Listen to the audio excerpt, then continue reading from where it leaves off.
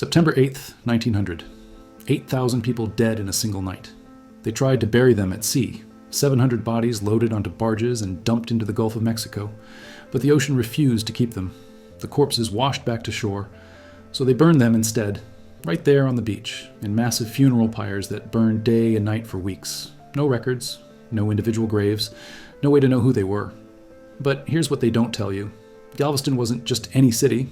It was the second richest city per capita in the entire United States. More millionaires than almost anywhere in America. Victorian architecture, ornate stone buildings, an entire civilization. And after the hurricane, they literally razed the entire city. 17 feet of sand pumped underneath over 2,000 buildings, burying the old city forever. And 2,000 survivors? They left and never came back. Let's talk about what Galveston was before September 8th, 1900. Population, 37,700 people. The largest port city in Texas, the fourth largest city in the entire state. A barrier island, 28 miles long, 3 miles wide at its widest point, sitting just 2 feet above sea level. But here's what matters. Galveston's main street, the Strand, was called the Wall Street of the Southwest. 5 major banks, cotton brokers, commission merchants, insurance companies, 8 newspapers. The third busiest port in the United States. In 1881 alone, the Strand did $38 million in business. That's over $1.2 billion in today's money. And the architecture, Victorian Gothic, Italianate, Queen Anne, Greek Revival, stone construction, multi-story buildings with hand-carved details, Gothic arches, elaborate brickwork, the grand 1894 Opera House, designed by architect Nicholas Clayton, the Bishop's Palace, completed in 1892, 3 stories of stone and steel. Clayton alone designed 15 commercial structures on the Strand, 8 still standing today, 36 churches, 20 schools, 2 opera houses, a library, a roller skating rink, buildings that would take years to construct with period technology. Look at the precision. Hand-carved rosettes, detailed cornices with repeating geometric patterns, stone columns with Corinthian capitals that would take master craftsmen months to carve. And it wasn't just exteriors. Inside, these buildings had mahogany staircases, stained glass windows, plaster ceiling medallions with intricate floral patterns, crystal chandeliers imported from Europe. But here's what architectural historians notice. The structural systems were remarkably advanced. Buildings had sophisticated drainage systems, load-bearing walls that distributed weight with mathematical precision, foundation systems that seemed to understand soil mechanics that wouldn't be formally studied until the early 20th century, and the speed. According to city records, many of these massive Victorian structures were completed in just 18 to 24 months, with 1890s technology. Hand tools, horse-drawn wagons. How do you build a 3-story stone building with hand-carved details in less than 2 years? Unless the building methods were far more advanced than we're told, unless there was infrastructure already in place, unless these weren't being built from scratch at all. From 1875 to 1900, this was Galveston's golden era. More millionaires per capita than any other city in the United States, the wealthiest city in Texas, one of the wealthiest in America, and it was the second largest immigration port in the country, second only to Ellis Island. Between the mid-1800s and 1900, over 250,000 immigrants arrived through Galveston. German, Swedish, Irish, Italian, Jewish immigrants, all flooding into Texas through Galveston. But there was a problem. The highest point on the entire island was 8.7 feet above sea level, most of the city less than 5 feet. Galvestonians called high water events overflows. They weren't scared. They were used to it. In 1875, a hurricane destroyed the nearby town of Indianola. In 1886, another hurricane finished it off completely. Some Galvestonians proposed building a seawall, but the city government dismissed it. Isaac Klein, the head of Galveston's Weather Bureau, even wrote an article in 1891 saying a strong hurricane would never strike the island. He called it simply an absurd delusion. 9 years later, on August 27, 1900, a tropical depression formed off the coast of Africa. The storm moved westward across the Atlantic. On September 3rd, it crossed Cuba as a tropical storm. On September 4th, the Weather Bureau in Washington, D.C. sent warnings to Galveston. But here's the problem. The United States Weather Bureau had blocked telegraph reports from Cuba. Cuba had one of the most advanced meteorological observatories in the world. But tensions from the Spanish-American War meant their warnings were silenced. Saturday, September 8th, 1900. Morning. Most Galvestonians went about their day as usual. Rain started. Winds picked up. Isaac Klein reportedly drove a horse-drawn cart along the beach, warning people to seek higher ground. But the highest point on the island was 8.7 feet. By afternoon, the bridges to the mainland had collapsed. No one could evacuate. Telegraph lines went down. At 5:15 p.m., the anemometer at the Weather Bureau blew away. The last wind speed recorded, 100 miles per hour. But it was still getting stronger. Survivors reported seeing bricks, slate, and timber flying through the air almost horizontally. Winds were likely 120 to 140 miles per hour. But it wasn't the wind, it was the water. A 15-foot storm surge. The entire island, with a highest point of 8.7 feet, was underwater. Houses near the beach fell first. The storm lifted debris and hurled it like battering rams against the next row of buildings. Row after row, block after block.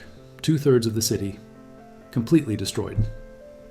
The struggle to live continued through one of the darkest of nights. We could hear houses crashing, but this did not blot out the screams of the injured and dying. Isaac Klein's own house collapsed that night. He survived on a makeshift raft with his 3 daughters and his brother. His wife drowned. Sunday, September 9th, 1900, dawn.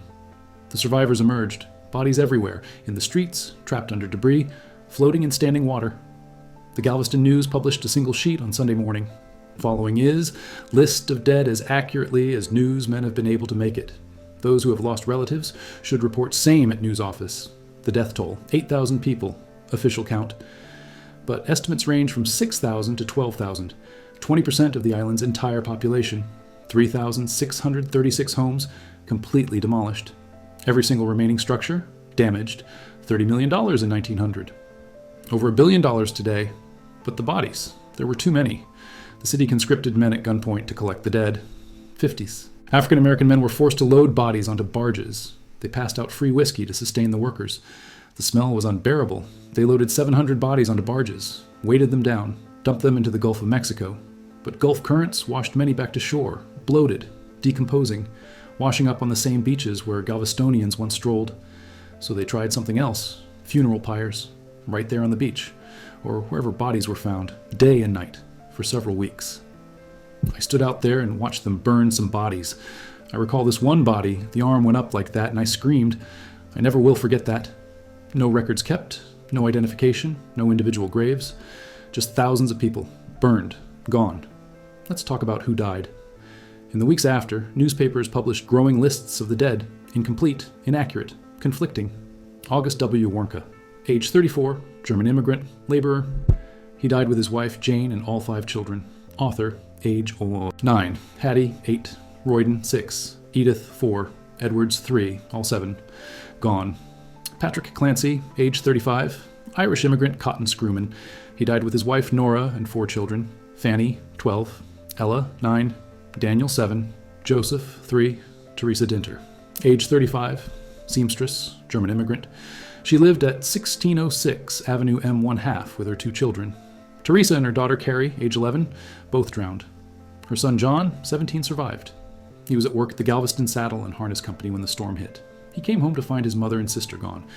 The Galveston Daily News and Houston Daily Post printed ever-growing lists, page after page, name after name, many spelled phonetically, many incomplete, many wrong.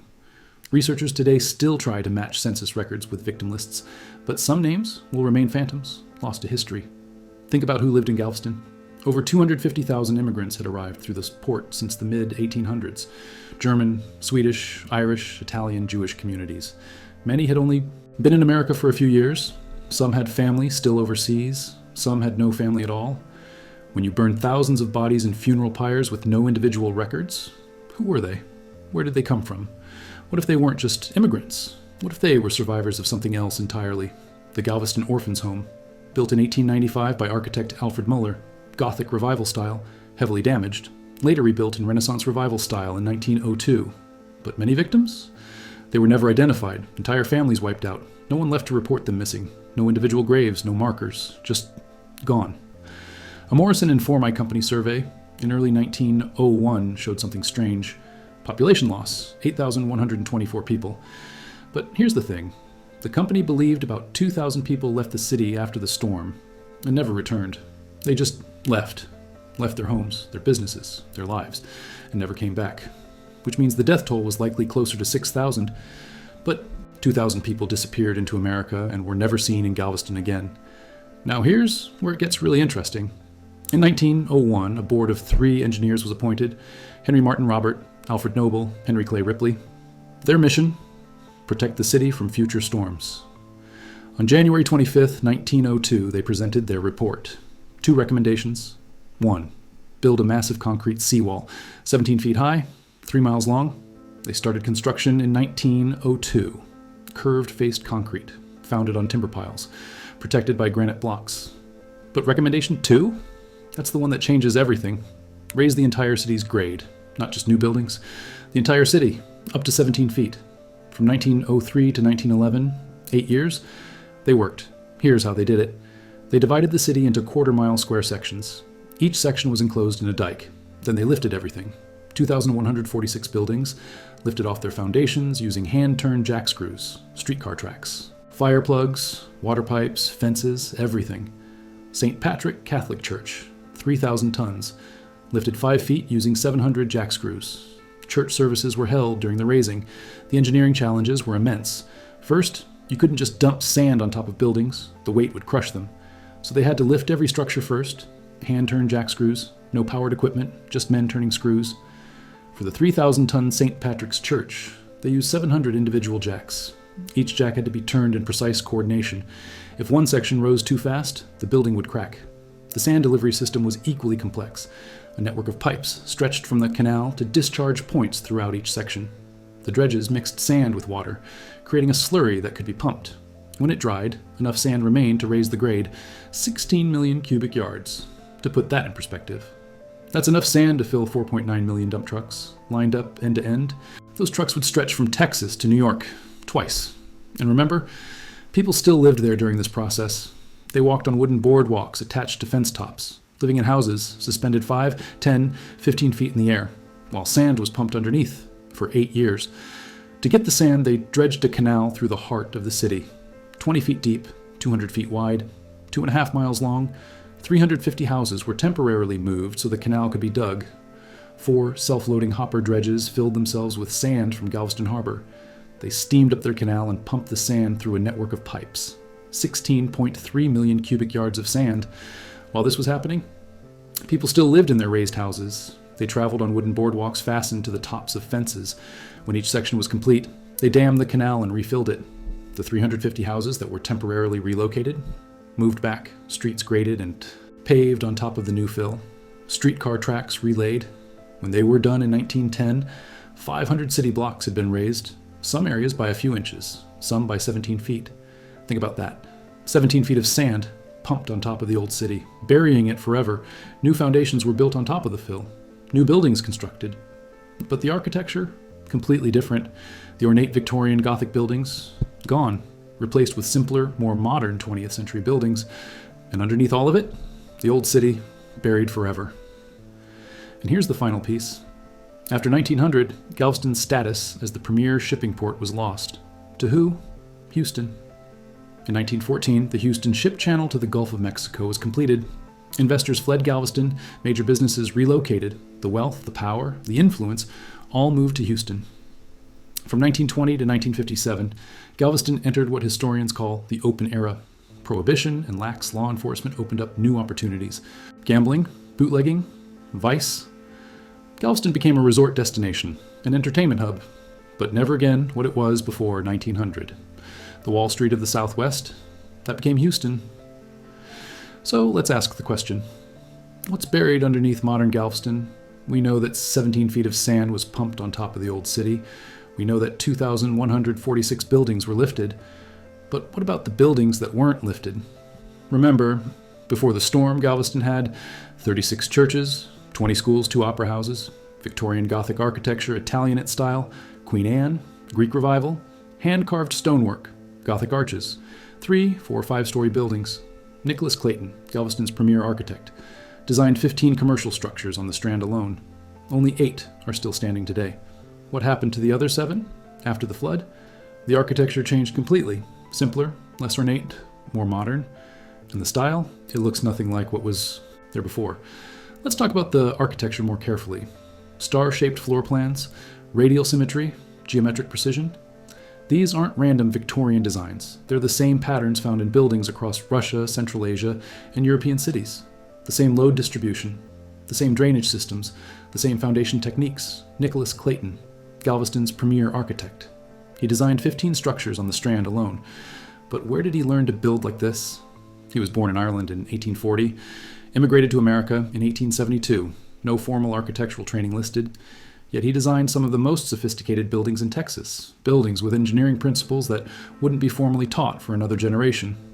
And it wasn't just Galveston. The same style appears in San Francisco, Chicago, New York, Boston, cities that experienced major disasters in the late 1800s and early 1900s.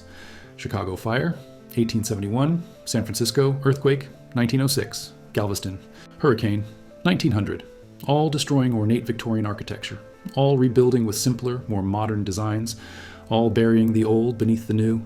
And those 8,000 dead, burned in pyres for weeks, no records, no individual graves, no markers, 8,000 people, most never identified.